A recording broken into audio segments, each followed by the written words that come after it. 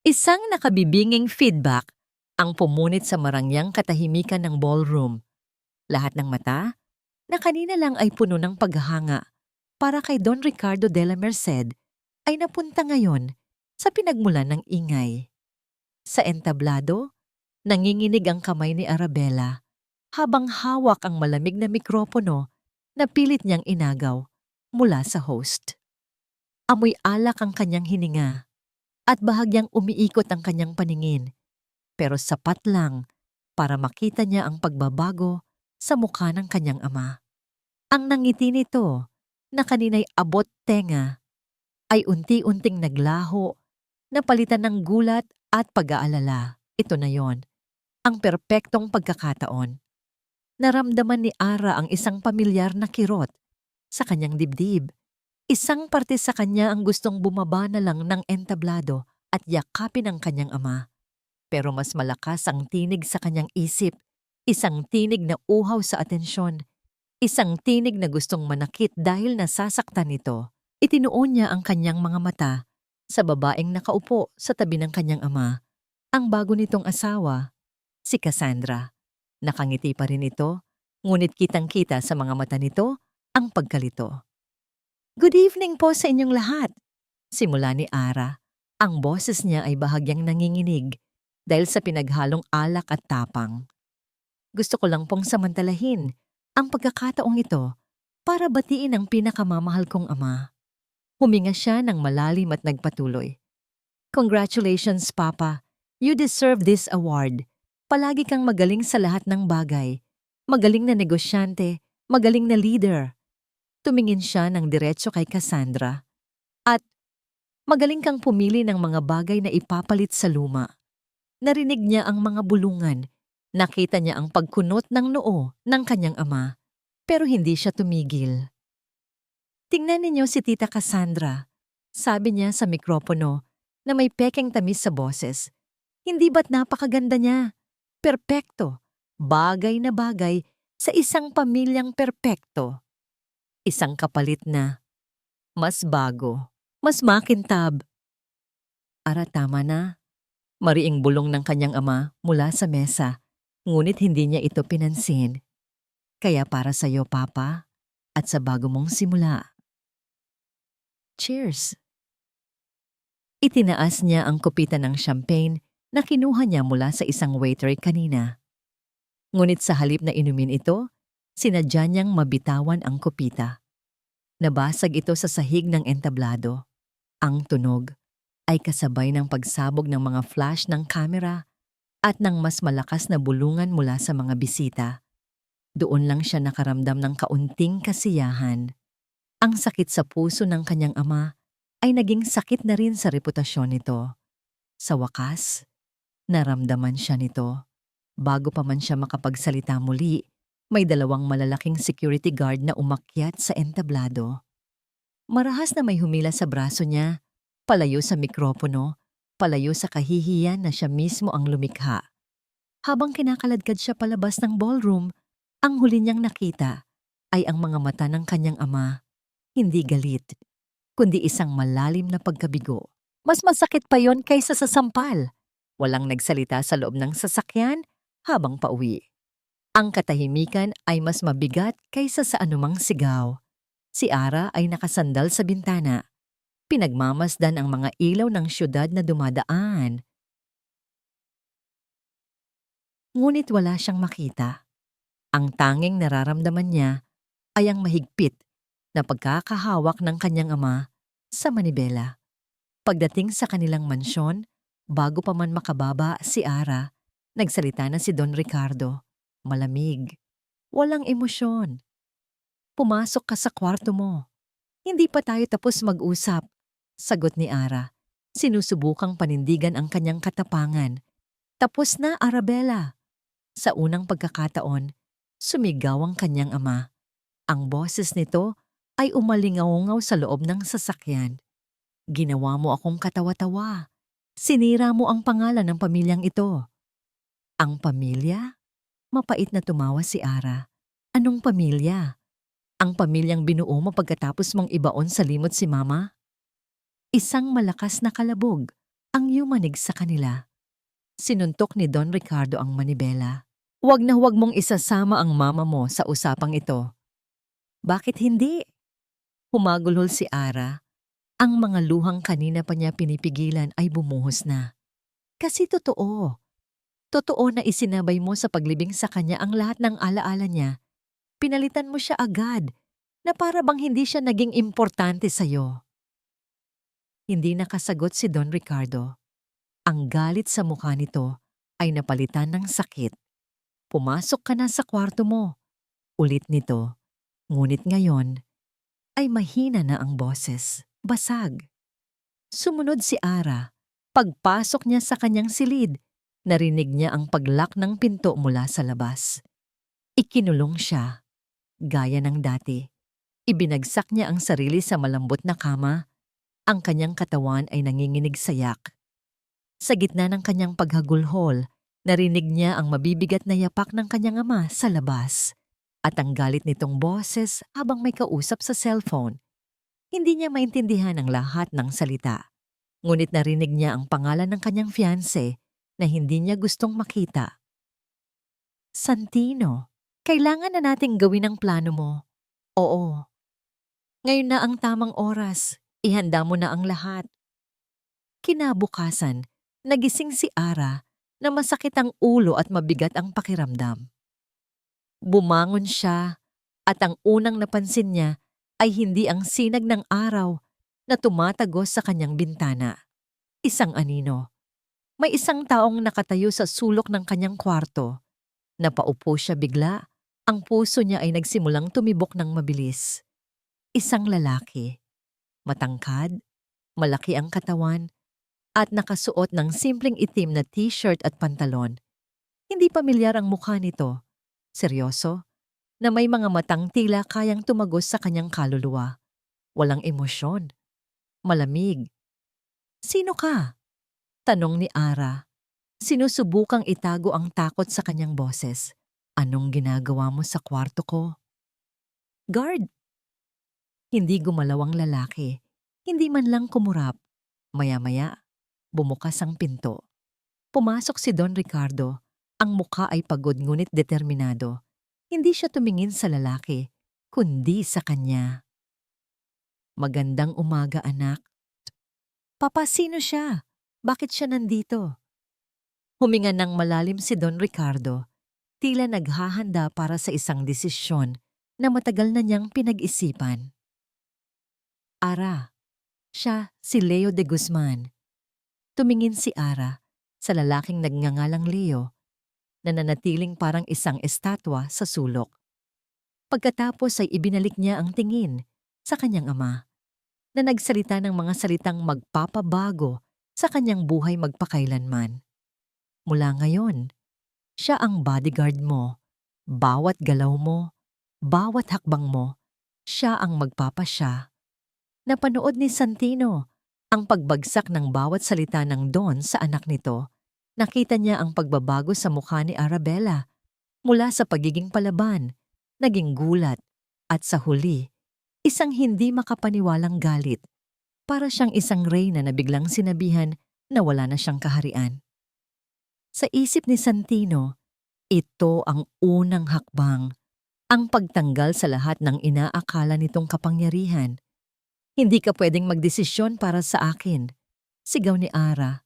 Ang boses ay nagpapahiwatig ng papalapit na pagwawala. Hindi ako papayag. Lumapit siya para sugurin ang kanyang ama. Ngunit bago pa man siya makahakbang, humarang na sa daan si Santino. Isang simpleng galaw lang, ngunit sapat na para mapatigil si Ara. Naramdaman niya ang tila isang pader na bakal sa kanyang harapan. Mag-impake ka, sabi ni Santino. Ang boses niya ay kalmado, malalim, at walang anumang bahid ng emosyon. Ito ang boses ni Leo de Guzman, hindi ng isang CEO. Isang baglang, damit na kakailanganin mo, wala nang iba. Sino ka para utusan ako? Bulyaw ni Ara sa kanya. Ang mga mata ay nag-aapoy. Hindi sumagot si Santino.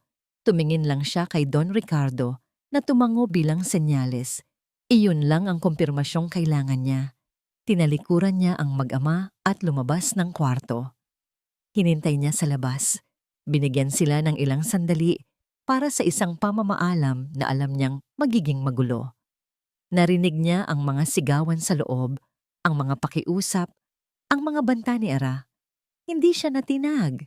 Pagkalipas ng 10 minuto, bumukas ang pinto. Si Don Ricardo ay mukhang mas tumanda ng 10 taon. Nasa kanya na ang desisyon, sabi nito sa mahinang boses. Pumasok muli si Santino sa kwarto. Nakita niya si Ara na nakaupo sa sahig sa tabi ng isang malaking maleta na puno ng mga damit na pangdisenyo at sapatos. Umiiyak siya. Ngunit nang makita siya nito, ang lungkot ay napalitan ulit ng galit. Sinabi ko, "Isang bag lang," ulit ni Santino. "Ito ang gusto kong dalhin." Lumuhod si Santino sa tabi ng maleta. Walang paalam, kinuha niya ang mga laman nito. Mga damit na gawa sa seda, mga sapatos na may takong, at inilagay ang mga ito sa ibabaw ng kama. Mula sa ilalim, kinuha niya ang ilang piraso ng damit na mas simple. Isang pares ng maong, ilang t-shirt, isang lumang jacket. Isinilid niya ang mga ito sa isang maliit na backpack na nakita niya sa aparador. "Ito lang ang kailangan mo. Huwag mong pakialaman ang mga gamit ko." Tumayo si Ara at sinubukan siyang itulak, ngunit hindi man lang siya gumalaw. Hinawakan niya ang braso nito, hindi mahigpit, ngunit sapat na para hindi ito makapalag. "Ma'am, oras na para umalis." Ang pagtawag niyang ma'am ay puno ng kabalintunaan, isang formalidad na nagbigay diin sa distansya sa pagitan nila. Ang biyahe papunta sa isang pribadong daungan ay puno ng mga pagmumura at banta mula kay Ara. Sumisigaw siya na ipapatanggal siya sa trabaho, na ipapakulong siya. Si Santino naman ay tahimik lang na nagmamaneho, ang kanyang mga mata ay nakatuon sa daan. Sa daungan, isang simpleng bangka ang naghihintay sa kanila. Wala ng mga bodyguard, walang mga driver. Sila lang dalawa. "Hindi ako sasakay dyan!" Sigaw ni Ara, sinusubukang kumawala. Ngunit muli, ipinakita ni Santino ang kanyang lakas. Binuhat niya si Ara na parang isang sako ng bigas at walang kahirap-hirap na isinakay sa bangka. Ang mga protesta nito ay nalunod sa ingay ng makina nang paandarin ito ng bangkero. Habang papalayo sila sa syudad, pinanood ni Santino si Ara na nakaupo sa kabilang dulo ng bangka. Nakayakap sa kanyang mga tuhod, ang muka ay basang-basa ng luha. Sa sandaling iyon, bumalik sa isip niya ang nangyari kahapon. Ang tensyon sa loob ng boardroom, ang mga mukha ng mga matatandang miyembro ng board, mga buitreng nag-aabang sa kanyang pagbagsak. Ang bigat ng responsibilidad na biglang ipinasa sa kanya pagkamatay ng kanyang ama. Ang galit, ang pressure. Nakita niya ang sarili niya kay Ara. Ang parehong galit na nagmumula sa isang malalim na sakit. Ang parehong pagre-rebelde laban sa isang mundong hindi nila kontrolado. Ang plano na ito, hindi lang ito para kay Ara, para din ito sa kanya. Isang pagtakas. "Wala kang puso!" Sigaw ni Ara sa gitna ng hangin. Kinuha nito ang isa sa mga mamahaling handbag na naipaslit nito sa bulsa at malakas na ibinato sa dagat. "Tingnan natin kung paano mo babayaran yan sa kakarampot mong sweldo." Tiningnan lang ni Santino ang bag na dahan-dahang lumulubog sa tubig. Hindi siya umimik. Pagkatapos ng ilang sandali, nagsalita siya. Ang boses ay kalmado sa gitna ng ingay ng alon. "Sa pupuntahan natin, wala kang mabibili niyan." Ilang oras pa ang lumipas. Ang araw ay unti-unti nang lumubog. Sa di kalayuan, natanaw na nila ang isang isla, berde, tahimik. Walang bakas ng anumang gusali o kalsada, maliban sa isang maliit na bahay na gawa sa kahoy na nakatayo malapit sa dalampasigan. Habang papalapit ang bangka, nanlaki ang mga mata ni Ara. Ang galit niya ay napalitan ng takot. Nang tumigil ang bangka, si Santino ang unang bumaba. Inilahad niya ang kanyang kamay para tulungan si Ara, ngunit tinabig lang siya nito. Siya na mismo ang tumalon pababa sa buhangin. Ang bangkerong naghatid sa kanila ay nagbaba ng ilang kahon ng supply, mga delata, bigas, at iba pang pangunahing pangangailangan. Pagkatapos ay walang salitang sumakay ito, pabalik sa bangka at pinaandar ang makina. Napalingon si Ara, ang kanyang muka ay puno ng pag-aalala. "Sandali, saan ka pupunta? Huwag mo kaming iwan dito." Pero hindi na siya narinig. Ang tunog ng papalayo na bangka ang tanging sagot sa kanya. Naiwan sila. Silang dalawa lang, sa isang islang, tila nasa gitna ng kawalan. Humarap si Ara kay Santino, nanginginig ang buong katawan. "Nasaan tayo?" tanong niya. Ang boses ay basag. "Anong lugar to? Bakit mo ako dinala dito?" Tumingin si Santino sa paligid. Ang sariwang hangin, ang tunog ng mga alon, ang katahimikan. Pagkatapos ay ibinalik niya ang kanyang tingin sa babaeng nanginginig sa takot sa kanyang harapan. "Welcome sa bago mong bahay." Ang mga salitang yon ay parang isang sampal. Bahay. Tinawanan ni Ara ang ideya. Isang mapait at walang kagalakang tawa. "Bahay? Tinatawag mong bahay ang kubo na to?" Iginala niya ang kanyang paningin. Ang bahay ay binubuo ng isang silid. May isang papag sa isang sulok, isang maliit na mesa na gawa sa kawayan, at isang lugar sa kabilang dulo na halatang nagsisilbing kusina. Walang aircon, walang malambot na sofa, walang kahit anong bakas ng sibilisasyon na kinalakihan niya. "Hindi ako titira dito," deklara niya. Humarap kay Leo na abala sa pag-aayos ng mga kahon ng supply. Hindi siya pinansin ng lalaki. Patuloy lang ito sa ginagawa. Inilalapag ang mga dilata sa isang estante. Ang katahimikan nito ay mas nakakainis kaysa sa anumang sigaw. Ang mga sumunod na araw ay naging isang walang katapusang labanan. Isang digmaan kung saan si Ara lang ang lumalaban. Sa unang gabi, nagluto si Leo ng isdang nahuli nito. Inilapag niya ang isang plato sa harap ni Ara. Tiningnan lang ito ni Ara na may pandidiri. "Hindi ako kumakain yan. Ang gusto ko ay steak, medium rare, mula sa chef ng Labella." Walang sinabi si Leo. Kinuha nito ang plato at tahimik na kinain ang parehong bahagi. Napanood siya ni Ara. Naghihintay na magmakaawa ito sa kanya na kumain. Pero hindi.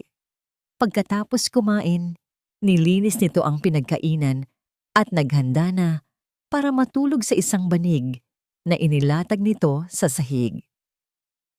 Ang papag, ang mas komportableng tulugan, ay hinayaan nito para sa kanya. Hindi kumain si Ara ng gabing iyon. Kinabukasan, ang kumakalam niyang sikmura ang gumising sa kanya. Inasahan niyang may almusal na nakahanda. Wala. Nakita niya si Leo sa labas, nagpuputol ng kahoy. Hindi niya kinaya ang gutom. Lumabas siya at pilit nang ngumuya ng ilang prutas na hindi pamilyar na nakita niya sa isang puno. Mapait. Ngunit sapat na para maibsan ang kanyang gutom. Sinubukan niyang mag-utos. "Hoy, bodyguard! Maglaba ka ng mga damit ko." Itinuro ni Leo ang isang lumang batya at isang bareta ng sabon. Nandoon ang poso. "Ano? Sa tingin mo maglalaba ako gamit ang mga kamay ko?" Hindi makapaniwalang tanong niya. Hindi na naman ito sumagot. Sa sobrang inis, kinuha ni Ara ang bareta ng sabon at ibinato ito kay Leo. Tumama ito sa dibdib nito at bumagsak sa lupa. Tumingin lang si Leo sa sabon, pagkatapos ay sa kanya, bago bumalik sa pagpuputol ng kahoy na para bang walang nangyari. Naramdaman niyang umakyat ang init sa kanyang mukha. Ikinuyom niya ang kanyang mga kamao. Mas gugustuhin pa niyang sigawan siya nito. Saktan siya. kaysa sa nakakabaliw na katahimikan na ito. Dumating ang punto na naisip niyang tumakas. Isang hapon, habang si Leo ay nangingisda sa may dalampasigan, palihim siyang tumakbo papasok sa gubat. Wala siyang plano. Ang mahalaga ay makalayo siya sa lalaking iyon. Ngunit ang gubat ay hindi pamilyar at nakakatakot. Ang mga tunog ng mga kulisap ay nakakabingi. Ang mga sanga ay sumasabit sa kanyang damit. Ilang oras siyang naglakad paikot-ikot hanggang sa napagtanto niyang nawawala na siya. Nang magsimulang dumilim, bumuhos ang malakas na ulan. Napaupo si Ara sa ilalim ng isang puno, nanginginig sa ginawa't takot. Doon, sa gitna ng kawalan, umiyak siya. Umiyak siya dahil sa galit, sa gutom, at sa pakiramdam na pinabayaan na siya ng lahat, lalo na ng kanyang ama. Maya-maya, sa gitna ng ulan, may narinig siyang mga yabag. Inangat niya ang kanyang ulo at nakita ang isang pamilyar na anino. Si Leo, may dala itong lampara. Ang mukha nito ay basa ng ulan, ngunit ang mga mata ay kalmado pa rin. Inaasahan niyang sisigawan siya nito. Pagsasabihan siya sa katangahan niya, ngunit wala. Lumuhod ito sa harap niya at inilahad ang isang botelya ng tubig. Uminom ka! Kinuha niya ito nang nanginginig ang kamay. Pagkatapos, tinulungan siya nitong tumayo. Hindi na ito nagsalita habang ginagabayan siya pabalik sa kubo. Pagdating nila, basang-basa at nilalagnat na si Ara. Ibinagsak niya ang sarili sa papag at hinayaan ang sarili na lamunin ng kadiliman. Sa loob ng 2 araw, para siyang nasa isang panaginip. Nararamdaman niya ang lagnat na bumabalot sa kanyang katawan. May mga sandaling nararamdaman niyang may naglalagay ng basang bimpo sa kanyang noo o may nagpapainom sa kanya ng mainit na sabaw. Pero hindi niya kayang imulat ang kanyang mga mata. Sa 3 araw, nagising siyang mas magaan na ang pakiramdam. Ang lagnat ay wala na. Dahan-dahan siyang bumangon. May isang mangkok ng mainit na lugaw sa mesang katabi niya. Kinain niya ito. Ito na yata ang pinakamasarap na pagkaing natikman niya sa buong buhay niya. Nang maubos niya, tumingin siya sa labas ng bintana. Ang araw ay sumisikat at ang ulan ay tumila na. Nakita niya si Leo. Nakasampa ito sa bubong ng kubo, martilyo sa isang kamay, at inaayos ang isang butas na marahil ay sanhi ng nakaraang bagyo. Ang pawis ay tumutulo sa kanyang noo habang seryoso siyang nagtatrabaho sa ilalim ng araw. Napanood siya ni Ara ng matagal. Sa unang pagkakataon, hindi galit ang naramdaman niya, hindi inis. Hindi na niya ito nakita bilang isang guwardiya, isang karselero. Nakita niya ang isang lalaking nag-aalaga sa kanya nang siya'y may sakit. Isang lalaking hinanap siya sa gitna ng ulan. Isang lalaking nag-aayos ng kanilang masisilungan. Hindi niya ito maintindihan. Isang kakaibang pakiramdam ang nagsimulang umusbong sa kanyang dibdib. Isang bagay na hindi niya pa naramdaman dati. Pinanood ni Santino si Ara mula sa di kalayuan. Sa loob ng 1 linggo mula nang gumaling ito sa lagnat, ibang tao na ang kanyang kasama. Ang dating maingay at palasigaw na dalaga ay napalitan ng isang babaeng mas tahimik, mas mapagmasid. Wala na ang mga pagbabanta at pagmumura.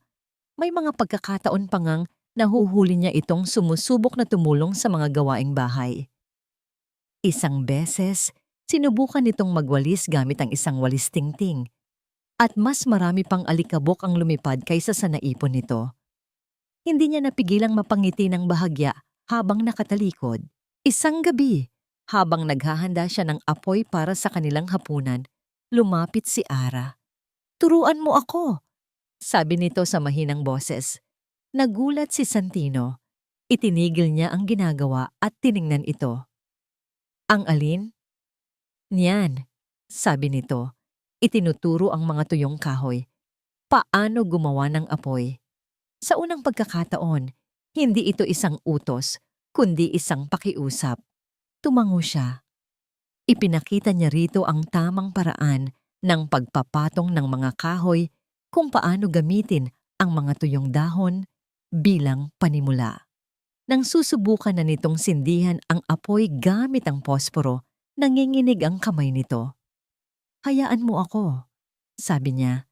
Hinawakan niya ang kamay nito para patatagin. Habang ginagabayan niya ang daliri nito papunta sa posporo, naramdaman niya ang lambot ng balat nito. Isang kuryente ang tila gumapang sa kanyang braso. Bigla siyang naging alisto sa lapit nila sa isa't isa. Sa amoy ng buhok nito na parang pinaghalong alat ng dagat at shampoo na dala nila. Mabilis niyang binitawan ang kamay nito nang magliyab ang apoy.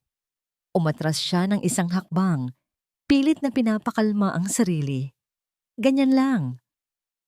Hindi nagsalita si Ara, ngunit nakita niya ang bahagyang pamumula ng mga pisngi nito sa liwanag ng apoy. Kinagabihan, bumuhos ang isang malakas na bagyo. Ang hangin ay humahampas sa kanilang kubo at ang tunog ng ulan sa yero ay nakakabingi. Walang magawa kundi ang maupo sa loob, pinapanood ang apoy na nagbibigay liwanag at init. Ang katahimikan sa pagitan nila ay hindi na katulad ng dati.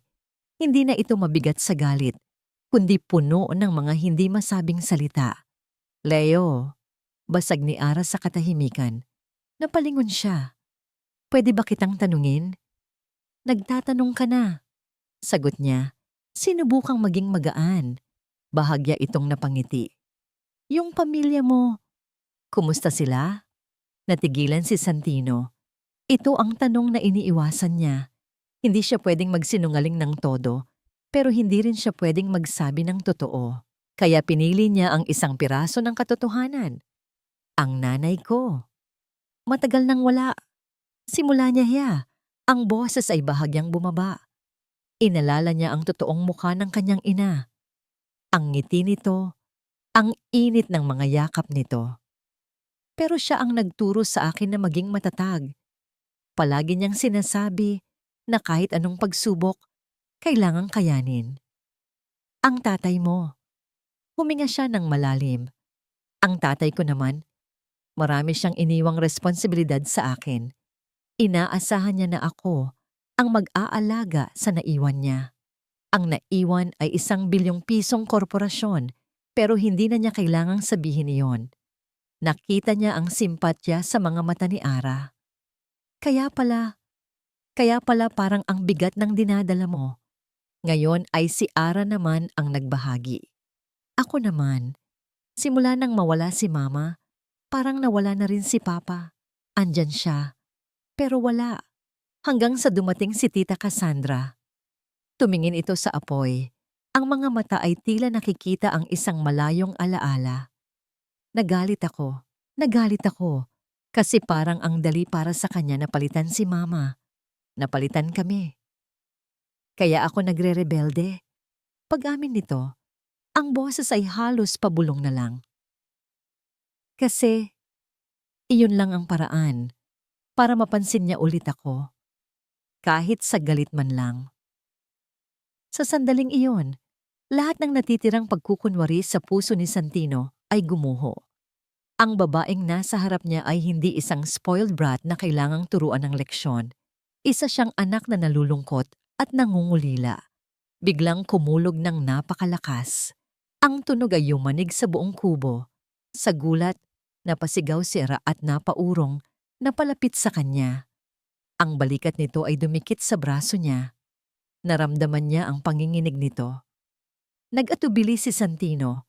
Isang parte ng kanyang isip ang sumisigaw na lumayo, na panindigan ang pagiging si Leo. Ngunit ang puso niya, ang puso ni Santino, ay hindi nakinig. Dahan-dahan, itinaas niya ang kanyang kamay at ipinatong ito sa balikat ni Ara. Isang simpleng kilos ng pagalo. Naramdaman niyang bahagyang nakahinga ng maluwag si Ara sa tabi niya. Nanatili sila sa ganoong posisyon ng ilang sandali, nakikinig sa patak ng ulan. Ang init ng katawan ng isa't isa ay nagbibigay ng kakaibang kapanatagan. Pagkaraan ng ilang minuto, humarap si Ara sa kanya. Ang mga mata nito, sa liwanag ng apoy, ay tila kumikinang. Seryoso, malalim. Leo, tumingin siya rito, naghihintay. Nagmahal ka na ba?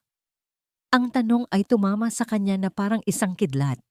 Mas malakas pa kaysa sa kulog sa labas. Ang isip niya ay nag-isip ng libu-libong sagot. Oo, sa isang ideya ng perpektong asawa. Hindi, sa paraang nagpapatibok ng puso. Siguro, sa babaeng nasa tabi niya ngayon. Pero walang salitang lumabas sa kanyang bibig. Natulala siya. Bihag ng mga mata nito. At ng isang tanong na hindi niya kayang sagutin. 6 na buwan. 6 na buwan na ang nakalipas mula nang unang tumapak si Ara sa islang ito. Ang balat niya, na dati porselana sa kaputian, ay ngayoy may kulay kayumanggina dahil sa araw. Ang mga kamay niya, na dati malalambot at laging may manicure, ay meron ng mga kalyo mula sa paghahalaman at pag-iigib ng tubig. Hindi na siya ang Arabella de la Merced na bumaba sa bangkang iyon. Ang babaeng iyon ay patay na. Ang pumalit sa kanya ay si Ara na lang. Isang Ara na marunong nang magluto ng kanin sa apoy. Isang Ara na kilala ang iba't ibang huni ng ibon. Isang Ara na alam kung kailan high tide at low tide. At isang Ara na umiibig. Sa loob ng 6 na buwan, ang digmaan sa pagitan nila ni Leo ay naging isang alyansa. Ang alyansa ay naging pagkakaibigan.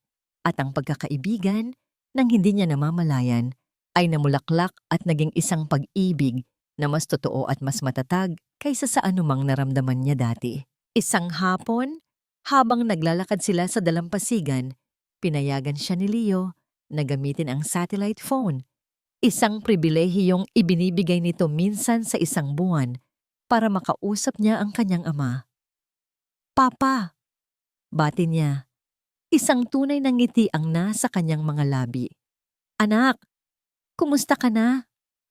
Ang boses ni Don Ricardo sa kabilang linya ay puno ng pananabik at kaunting pag-aalala. Okay lang ako pa. Masaya ako dito. At sa unang pagkakataon, naramdaman niyang totoo ang mga salitang iyon. Kayo dyan? Kumusta?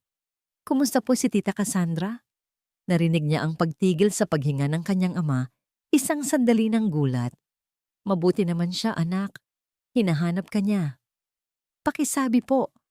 Malapit na akong umuwi. At pakisabi. Sorry. Pagkatapos ng tawag, naramdaman ni Ara ang isang kakaibang gaan. Tumingin siya kay Leo na nakatayo sa di kalayuan, nagbibigay sa kanya ng espasyo.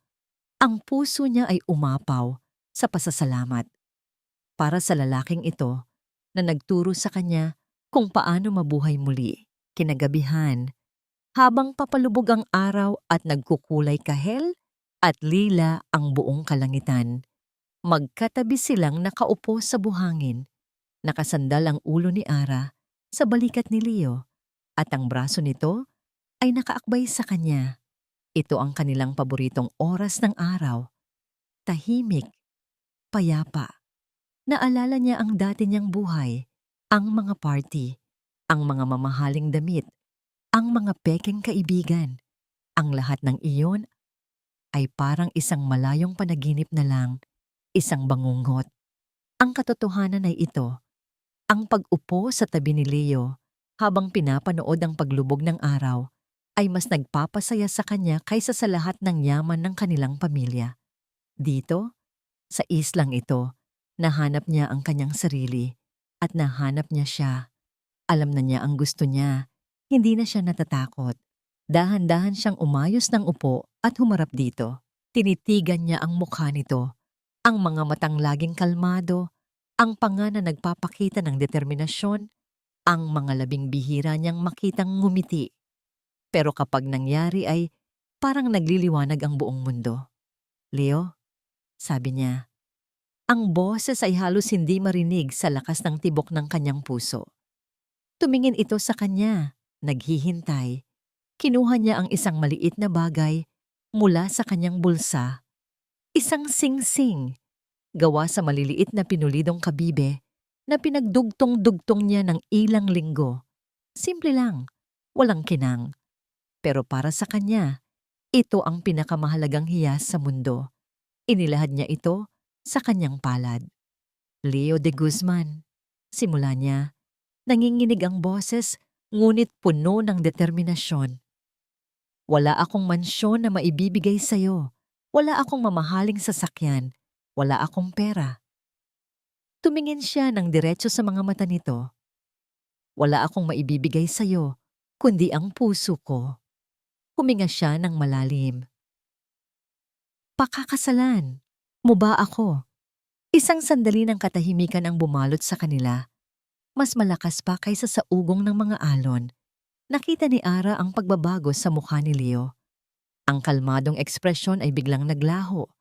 Napalitan ito ng gulat. Isang malalim, hindi maipintang gulat na tila yuong manig sa buong pagkatao nito. Ang kanyang mga mata, na dati parang isang malalim na lawa, ay biglang naging magulo.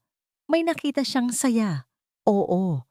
Ngunit meron ding isang bagay na hindi niya maintindihan. Isang bagay na parang sakit. Parang takot.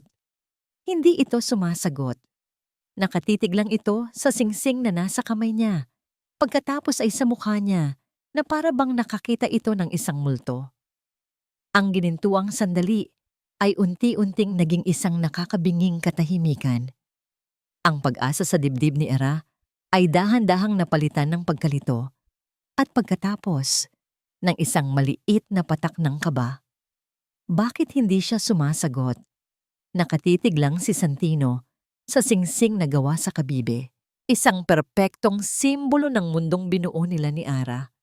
Simple, totoo, at isang kompletong kasinungalingan. Ang bawat tibok ng kanyang puso ay isang sigaw. Sabihin mo ang totoo. Sabihin mo sa kanya kung sino ka. Ngunit sa likod ng sigaw na yon ay ang malamig na boses ng katwiran. At ano? Sisirain mo ang lahat? Ang tiwala niya?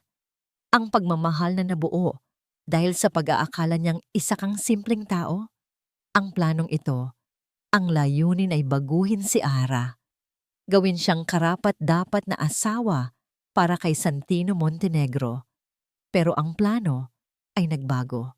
Dahil ang lalaking nakaupo sa harap ni Ara ngayon ay hindi na gustong maging si Santino Montenegro. Gusto niyang maging si Leo de Guzman na lang, ang lalaking minamahal ni Ara. Pero imposible iyon. Ara, sa wakas ay nagsalita siya. Ang boses ay garalgal at halos hindi niya makilala. Ito ang pinakamagandang bagay na natanggap ko sa buong buhay ko. Nakita niya ang pag-asa sa mga mata nito. Ngunit kinailangan niyang durugin iyon, dahan-dahan. Pero hindi ako pwedeng sumagot. Hindi pa. Bakit? Tanong ni Ara. Ang nangiti ay unti-unting nawawala. Kailangan niya ng palusot. Isang palusot na kapanipaniwala para kay Leo de Guzman. May mga bagay akong kailangang ayusin sa Maynila. Mga bagay na naiwan ko. Isang pamilya na kailangan kong harapin. Bago kita bigyan ng sagot na karapat-dapat sa'yo, kailangan ko munang siguraduhin na wala na akong sabit sa nakaraan ko. Nakita niya ang bahagyang pagkadismaya sa mukha ni Ara, ngunit napalitan din ito ng pag-intindi. Tumango ito. Naiintindihan ko. Maghihintay ako. Ang mga salitang iyon ay parang mga punyal na tumusok sa kanyang dibdib. Kinabukasan, dumating ang bangka.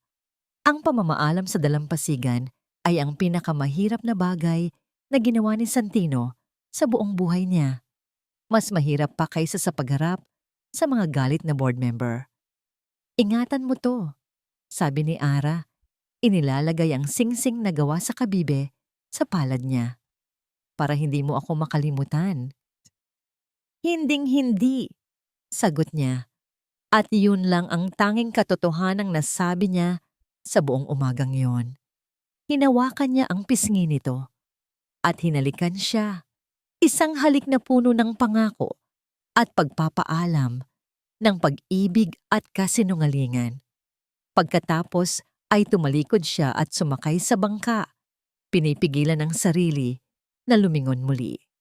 Ang paglipat mula sa isang mundo, papunta sa isa pa ay marahas. Mula sa simpleng bangka, sumalubong sa kanya sa daungan ng kanyang pinagkakatiwalaang assistant, si David, na nagbukas ng pinto ng isang itim at makintab na sedan. "Welcome back, sir," bati ni David. Inabutan siya ng isang tablet at isang bote ng malamig na tubig. Pagpasok sa loob ng sasakyan, agad niyang naramdaman ang pagbabago.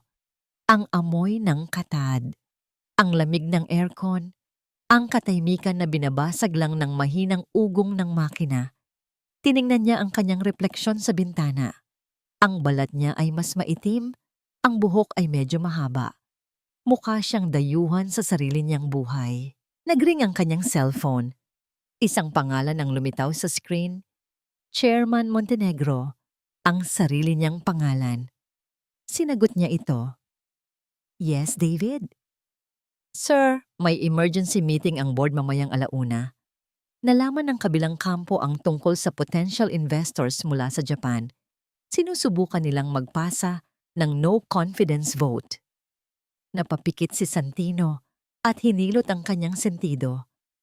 6 na buwan siyang nakatakas. Ngayon, wala pang 1 oras na nakabalik, sinalubong na siya agad ng digmaan. "Understood. I'll be there." Pagdating sa penthouse niya, ang unang ginawa niya ay maligo.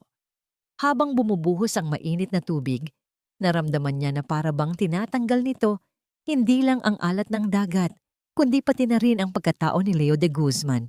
Paglabas niya, isang mamahaling suit na ang nakahanda sa kanyang kama. Isinuot niya ito. Tumingin siya sa salamin. Ang lalaking nakatitig pabalik sa kanya ay si Santino Montenegro. Malamig ang mga mata. Seryoso ang muka, isang CEO, isang estranghero. Pagdating niya sa opisina, ang lahat ay bumati sa kanya nang may paggalang at kaunting takot. "Good morning, Mr. Chairman." "Good morning, Sir Santino." Tumango lang siya habang naglalakad papasok sa kanyang malawak na opisina na may tanawin ng buong syudad. Umupo siya sa kanyang malaking silyang gawa sa katad at tiningnan ang bundok ng mga dokumentong naghihintay sa kanya. Ito ang buhay niya. Isang hawla na gawa sa ginto. Binuksan niya ang kanyang palad. Nandoon pa rin ang singsing na gawa sa kabibe. Ang nag-iisang piraso ng katotohanan sa kanyang mundo ng pagkukunwari. Itinago niya ito sa isang maliit na kahon sa loob ng kanyang drawer, ang kanyang angkla. Maya-maya, bumukas ang pinto ng kanyang opisina nang walang katok. Isang babae ang pumasok. Matangkad, elegante at nakasuot ng damit na mas mahal pa sa bangkang sinakyan niya kanina. Si Bianca Sandoval. "Well, look what the tide washed in," sabi ni Bianca. Isang mapanuyang ngiti ang nasa kanyang mga labi. "Narinig ko, katatapos mo lang daw sa iyong mahabang bakasyon." "Bianca," malamig na sabi ni Santino, "I'm busy." "Talaga? Kasi parang 6 na buwan kang hindi naging busy." Lumapit ito at umupo sa silyang nasa harap ng kanyang mesa na parang pag-aari nito ang lugar. "Panahon na para bumalik sa realidad, Santino. Sa mga responsibilidad mo." Tumingin ito sa kanya ng makahulugan. Sa mga totoong kasunduan. Hindi umimik si Santino. Tumayo si Bianca at naglakad papunta sa bintana. "Alam mo, habang wala ka marami akong nalaman." Humarap ito sa kanya. Tungkol sa mga De La Merce, lalo na tungkol sa nag-iisang anak na babae nila. Naramdaman ni Santino na tumayo ang kanyang mga balahibo. Kawawa naman. Nagrebelde daw laban sa sariling ama. Patuloy ni Bianca. Tila nasiyahan sa reaksyon niya. Kaya ang ginawa ng Don, kumuha ng isang bodyguard para disiplinahin ang anak niya. Interesting, di ba? Lumapit si Bianca sa kanyang mesa at naglapag ng isang manipis na folder. Dahil mabait ako, nag-research ako ng kaunti tungkol sa bodyguard na yon. Dahan-dahang itinulak ni Bianca ang folder sa ibabaw ng mesa, papunta sa kanya. Ang pangalan niya ay Leo de Guzman. Naramdaman ni Santino na nanlamig ang kanyang dugo. Ang mga pader ng kanyang opisina ay tila nagsimulang lumapit. Ang dalawang mundo na pilit niyang pinaghihiwalay ay malapit ng magbanggaan. At si Bianca ang may hawak ng mitya. Isang linggo. Isang linggo nang naghihintay si Ara.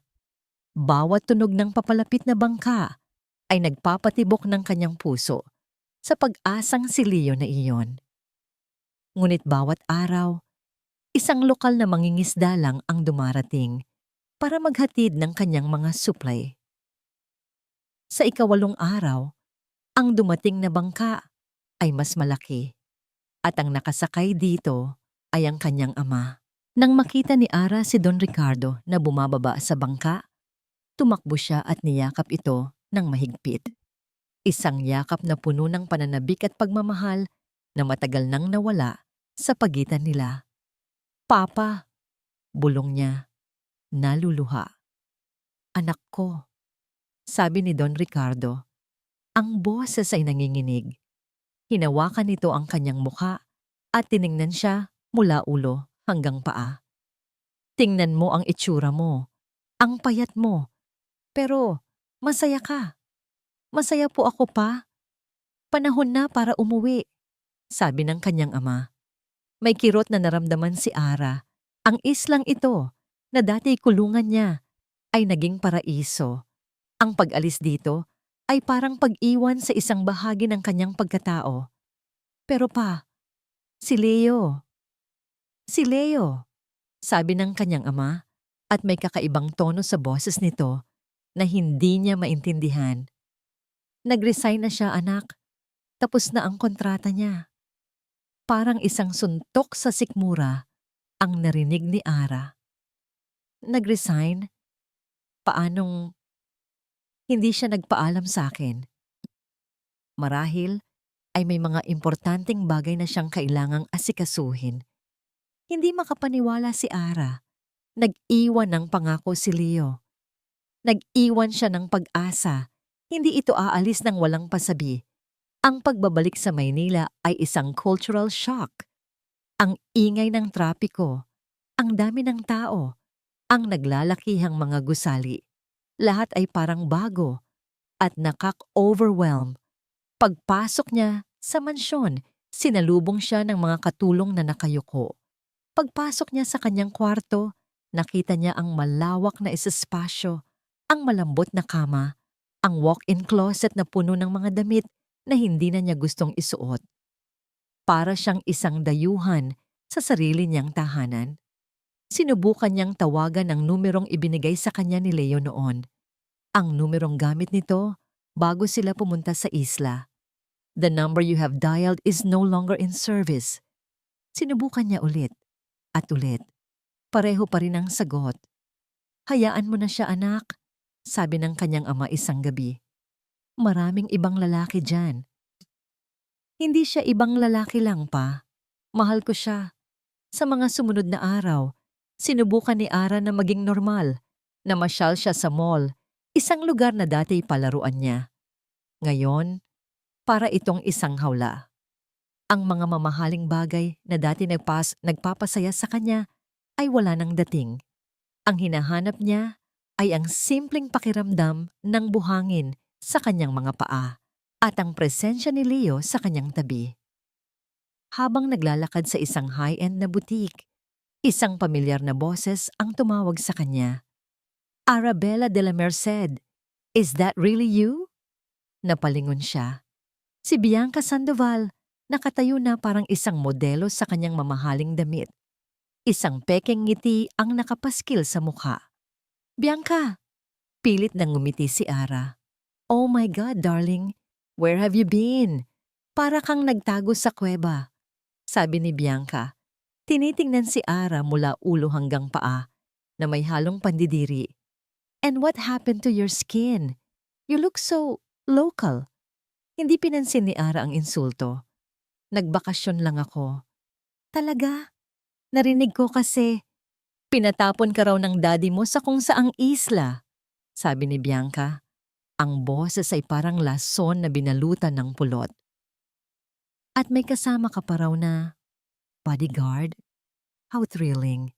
Nanigas si Ara. Paano mo nalaman yan? Oh, the walls have ears, darling. Lalo na sa mundo natin. Sagot ni Bianca habang sinusuri ang isang bag. Pero mag-ingat ka sa mga ganyang lalaki, Ara. Yung mga walang pinanggalingan. Humarap ito sa kanya. Ang mga mata ay nangaasar. Alam mo naman, sa hirap ng buhay ngayon, gagawin nila ang lahat para lang makaahon. At kapag may isang mayamang tagapagmana na parang hulog ng langit, well, madaling ma-in love, di ba? Hindi mo kilala si Leo. Mariing sabi ni Ara. Ah, Leo. Yan nga pala ang pangalan niya. Tumawa si Bianca. Come on, Ara. Be smart. Ang isang bodyguard na bigla na lang nawala matapos makuha ang tiwala mo. Hindi ka ba nagtataka? Anong gusto mong palabasin? Wala. Sinasabi ko lang, mag-ingat ka. Baka ang habol lang sa'yo niyan ay hindi ang puso mo, kundi ang pera ng pamilya mo. Tinalikuran ni Ara si Bianca at mabilis na naglakad palayo. Ang mga salita nito ay tumatatak sa kanyang isip. Pilit niyang iwinawaksi, pero parang mga lason, nagsimula na itong kumalat. Hindi ganoong tao si Leo, pero bakit siya umalis? Bakit hindi siya matawagan? Gabi-gabi, binabalikan niya ang mga alaala nila sa isla. Ang kabaitan nito, ang pag-aalaga. Ang mga mata nitong tila nakikita ang kanyang kaluluwa.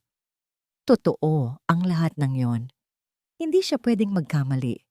Isang gabi, habang nakahiga siya sa kanyang kama at hindi makatulog, nag-vibrate ang kanyang cellphone. Isang text message mula sa isang numerong hindi rehistrado. Binuksan niya ito. Ang laman ay iilang salita lang, ngunit sapat na para manlamig ang kanyang buong katawan. Kung gusto mong malaman ang katotohanan tungkol kay Leo de Guzman, pumunta ka sa address na ito. Mag-isa ka lang. Sa ilalim, may isang address ng isang lumang bodega sa may pier. Ang puso ni Ara ay nagsimulang tumibok ng mabilis. Ito na ba ang sagot? O isang patibong? Ang tiwala niya kay Leo ay nakikipaglaban sa lason ng pagdududa na itinanim ni Bianca. Ngunit mas malakas ang pagnanais niyang malaman ang totoo. Kahit ano pa man iyon, ang conference table ay parang isang arena.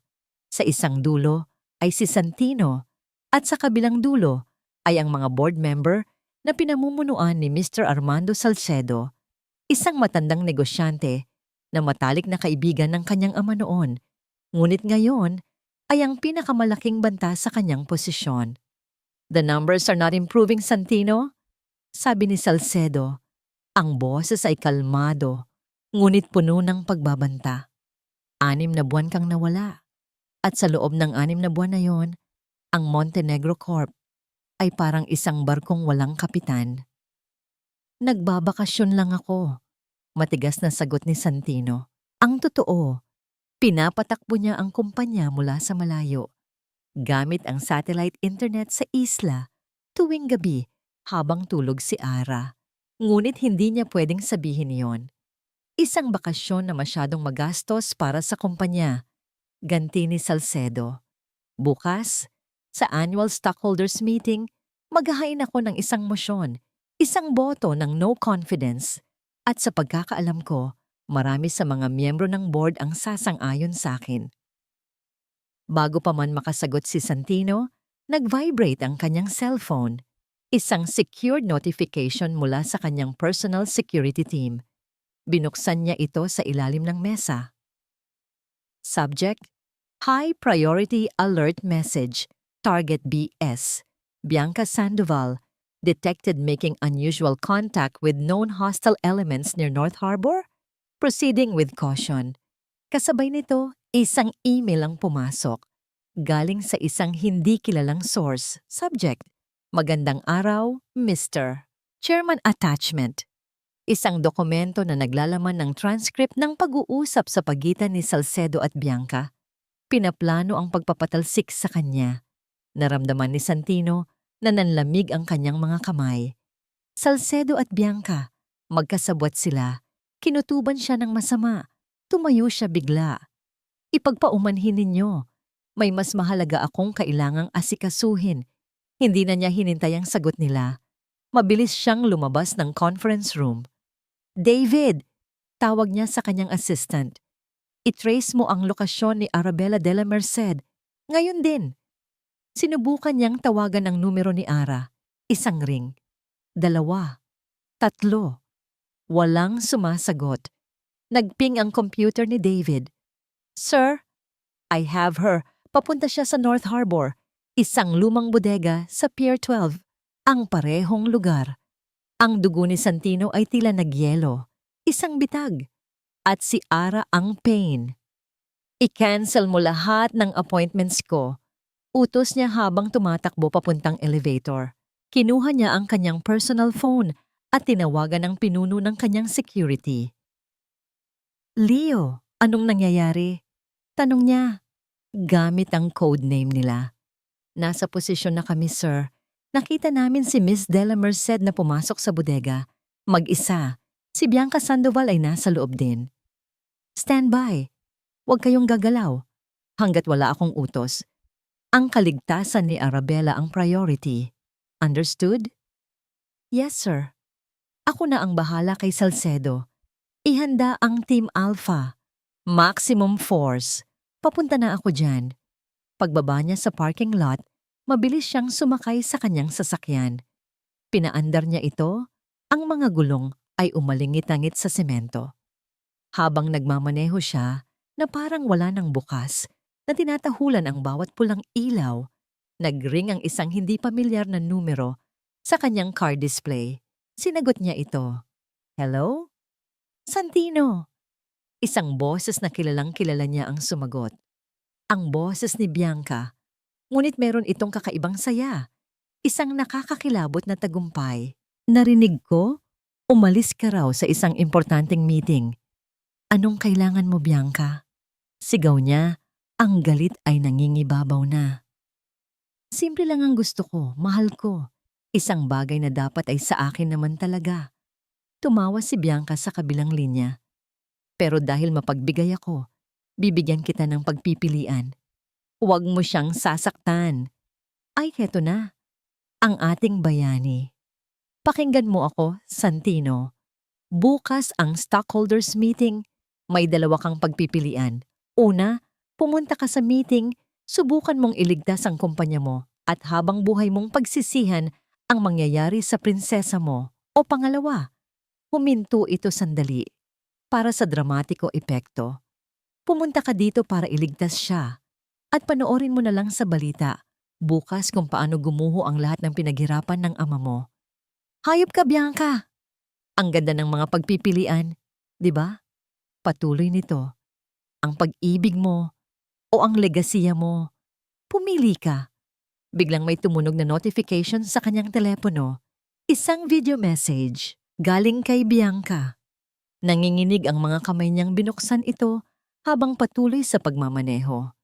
Ang video ay maikli lang at magalaw. Nakatali sa isang silya si Ara, may busalang bibig, at ang mga mata ay nanlalaki sa takot. Nangingilid ang kanyang mga luha.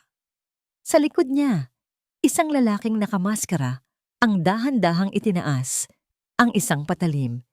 Itinutok ito sa leeg ni Ara. Pagkatapos ay biglang nagdilim ang screen, isang malakas na sigaw ang kumawala mula sa lalamunan ni Santino. Isang sigaw ng galit, ng takot, at ng kawalan ng pag-asa. Sinuntok niya ang manibela ng paulit-ulit. Ang ugong ng makina ay sinasabayan ng kanyang mga sigaw. Wala siyang pakialam sa kumpanya. Wala siyang pakialam sa legasya. Isa lang ang nasa isip niya. Kailangan niyang iligtas si Ara. Kahit nakapalit nito ay ang lahat. POV Santino. Ang tanging naririnig ni Santino ay ang malakas na pintig ng kanyang puso at ang mga salita ng kanyang security head sa earpiece.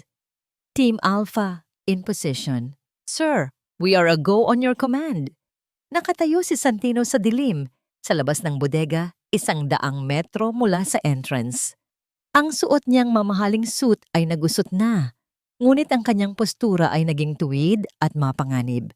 Wala nang bakas ni Leo de Guzman. Wala na rin ang diplomatikong CEO na si Santino Montenegro. Ang narito ngayon ay isang lalaking handang pumatay para sa babaeng mahal niya. On my signal, malamig niyang utos. Priority 1 is the hostage. Priority 2, secure Bianca Sandoval. The rest are expendable. Engage! Sa isang iglap, ang tahimik na gabi ay nabasag. POV Ara. Nanginginig ang buong katawan ni Ara. Ang takot ay parang yelo na gumagapang sa kanyang mga ugat. Nakita niya ang anino ng lalaking may patalim. At sa harap niya, si Bianca ay nakaupo sa isang silya na parang isang reyna sa kanyang trono. Pinapanood siya na may ngiti sa mga labi. Nakakaawa ka, sabi ni Bianca. Umibig ka sa isang kasinungalingan, isang hamak na bodyguard, at dahil sa katangahan mo, pareho kayong babagsak. Biglang, isang malakas na pagsabog ang yumanig sa buong bodega.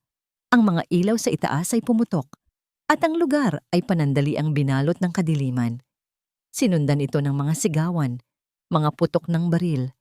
Sa gitna ng kaguluhan, nakarinig si Ara ng mga yabag na papalapit sa kanya. Sinubukan niyang sumigaw, ngunit ang busal sa kanyang bibig ay masyadong mahigpit. Isang ilaw ng flashlight ang tumama sa kanyang mukha. At pagkatapos, isang boses. Isang boses na hindi niya kailanman malilimutan. Ara. POV Santino. Gamit ang night vision goggles, si Santino ang unang nakapasok. Ang kanyang team, ang Team Alpha, isang grupo ng mga dating special forces na personal niyang pinili, ay gumalaw na parang mga anino. Pinupuntirya ang mga tauhan ni Bianca nang may nakamamatay na kahusayan. Hindi niya inalintana ang mga putukan. Ang kanyang mga mata ay nakatuon lang sa isang direksyon. Sa gitna ng bodega, kung saan nakatali si Ara. Tinutukan niya ng flashlight ang mukha nito. Nakita niya ang takot sa mga mata nito, ang mga luhang dumadaloy sa kanyang pisngi. At sa sandaling iyon, ang lahat ng galit sa kanyang dibdib ay naging isang matinding pagnanais na protektahan ito. Mabilis niyang tinanggal ang busal sa bibig nito at ang mga lubid sa kamay at paa nito.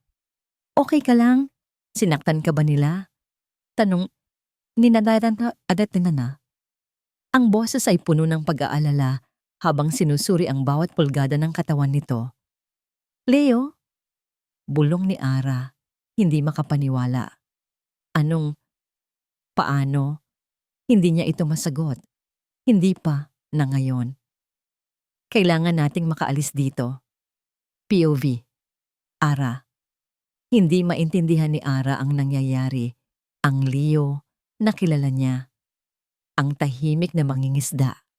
Ang lalaking nagturo sa kanya kung paano magluto.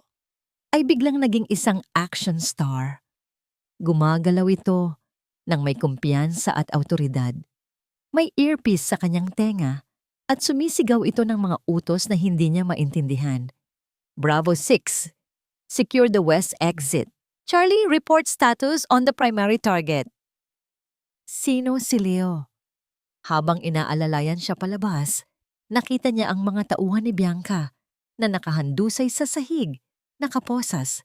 At pagkatapos, nakita niya si Bianca, hawak ng dalawang lalaking nakaunipormeng itim. Santino, you bastard! Sigaw ni Bianca, puno ng galit. Hindi pa tayo tapos. Santino? Bakit tinawag ni Bianca si Leo na Santino? Paglabas nila ng bodega, isang itim na van ang sumalubong sa kanila. Sir, secure na po ang lugar, sabi ng isang lalaki kay Leo. Good, sagot nito. Ihatid niyo si Miss Della Merced sa Montenegro Tower. Bigyan niyo siya ng access sa live stream ng stockholders meeting. Siguraduhin niyong ligtas siya. Leo, saan ka pupunta? Tanong ni Ara, puno ng pagkalito.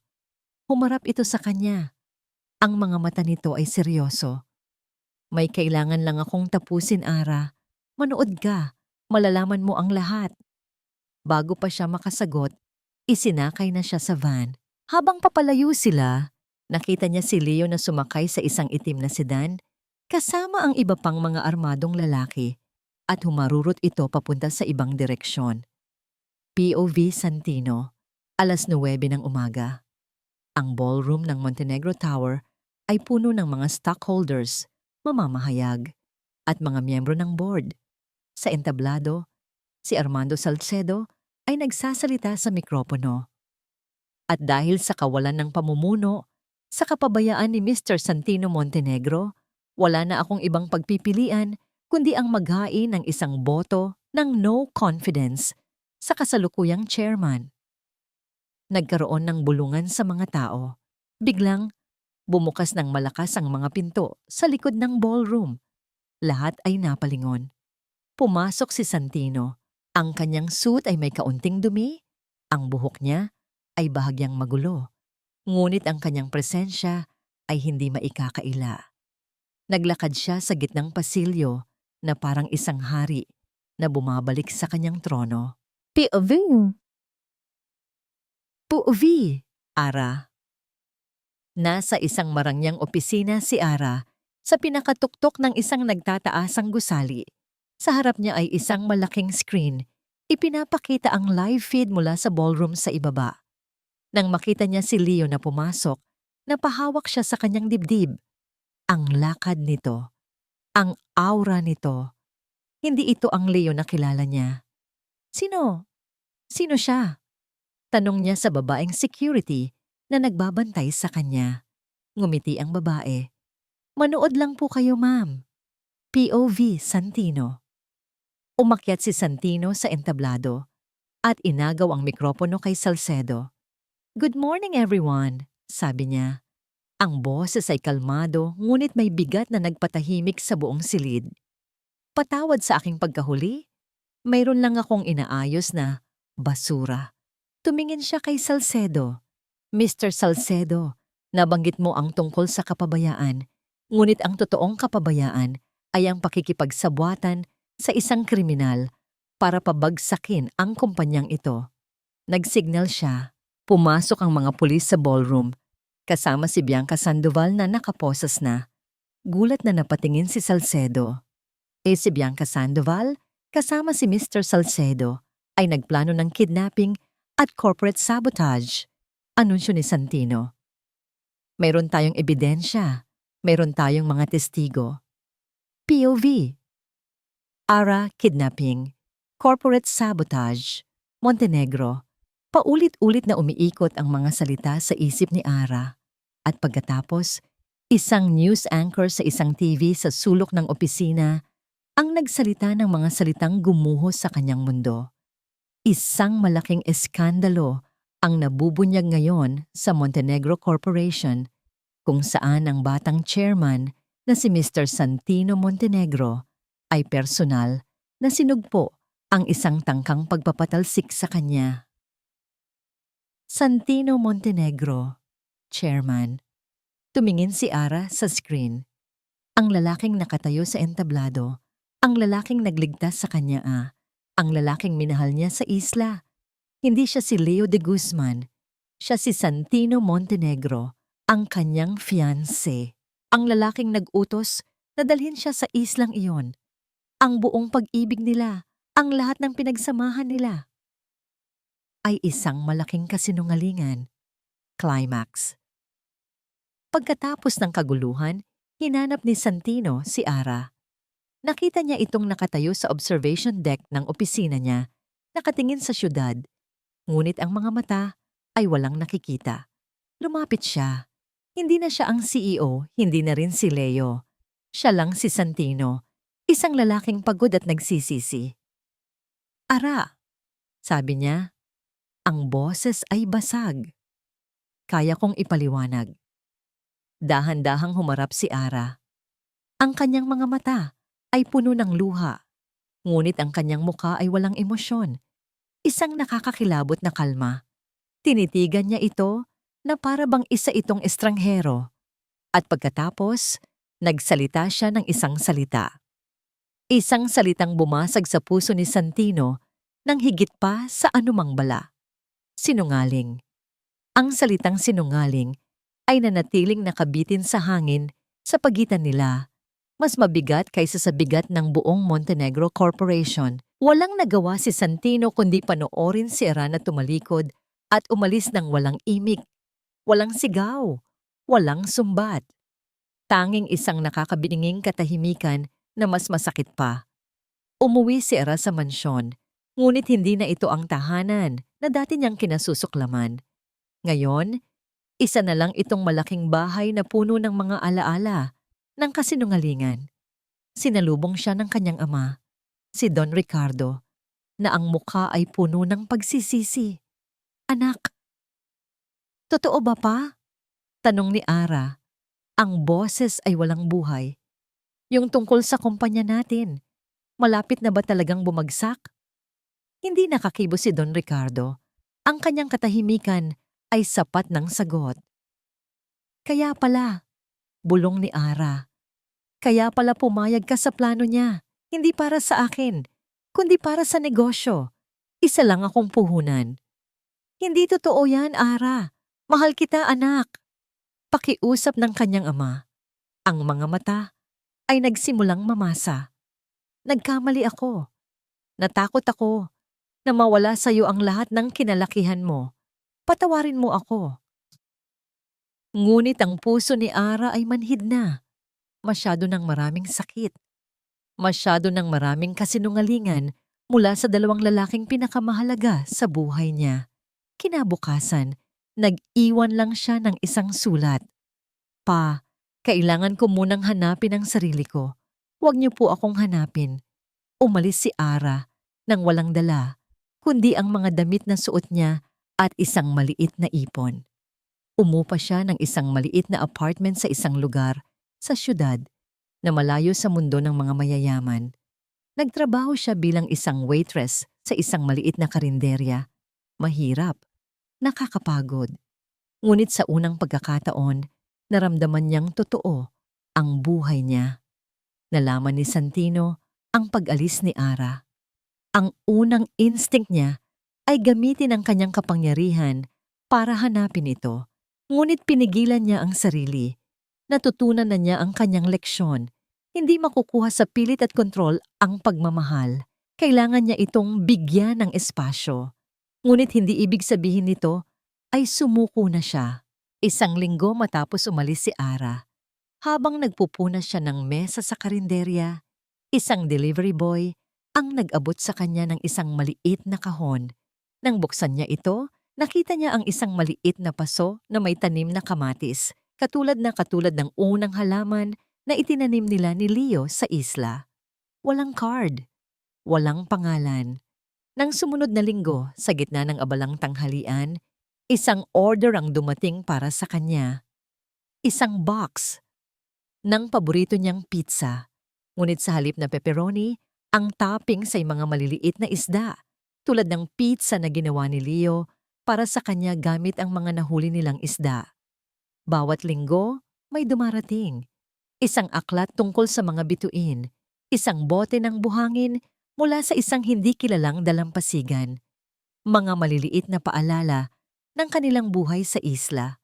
Mga paalala ng mga totoong sandali sa gitna ng isang malaking kasinungalingan. Hindi ginamit ni Santino ang kanyang pera para bilhin ang pagmamahal ni Ara. Ginamit niya ang mga alaala nila. Isang gabi, pagkatapos ng trabaho, habang naglalakad si Ara pauwi, isang pamilyar na anino ang nakita niyang naghihintay sa labas ng kanyang apartment. Si Santino. Hindi ito nakasuot ng mamahaling suit. Nakasuot lang ito ng simpleng pantalon at t-shirt katulad ng suot ni Leo noon. Hindi rin ito nakasakay sa isang magarang kotse. Nakatayo lang ito roon, mukhang pagod. At may hawak na isang lunchbox. Hindi nagsalita si Ara.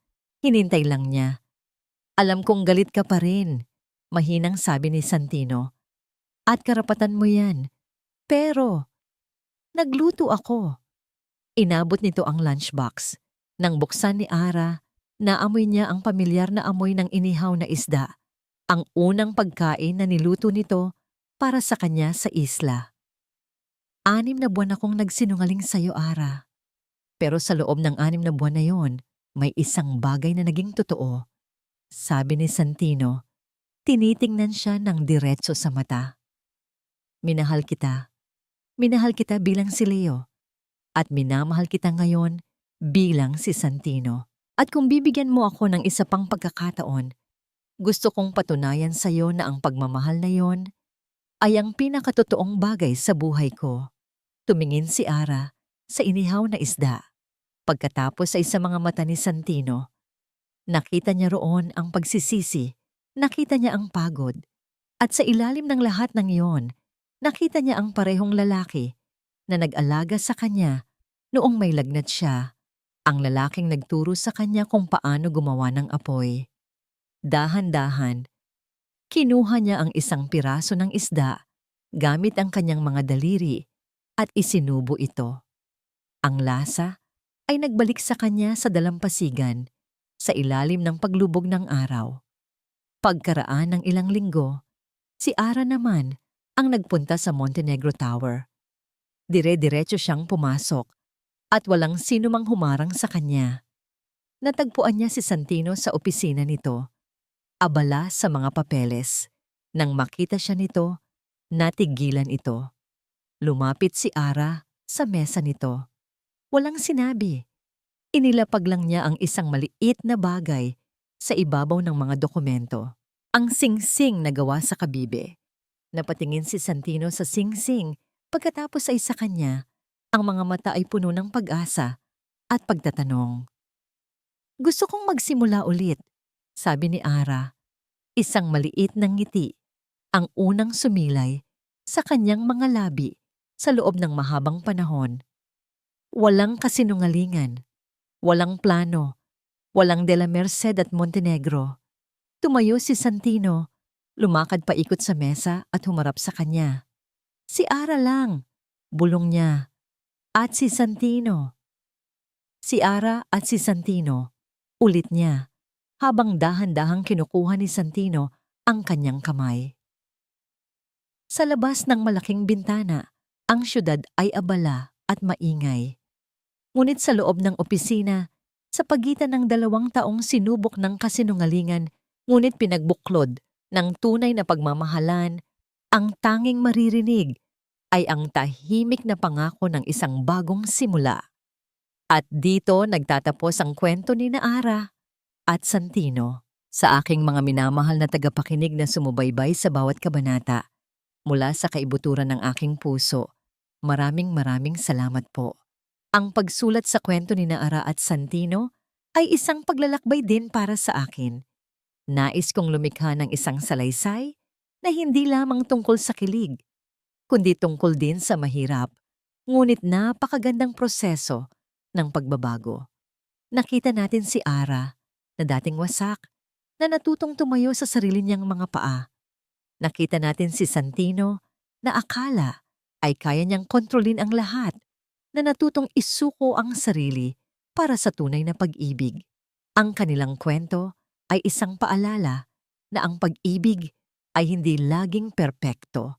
Ito ay tungkol sa paghahanap ng katotohanan sa likod ng mga kasinungalingan, sa pagkakaroon ng tapang na magpatawad, at sa pagpili na magsimulang muli.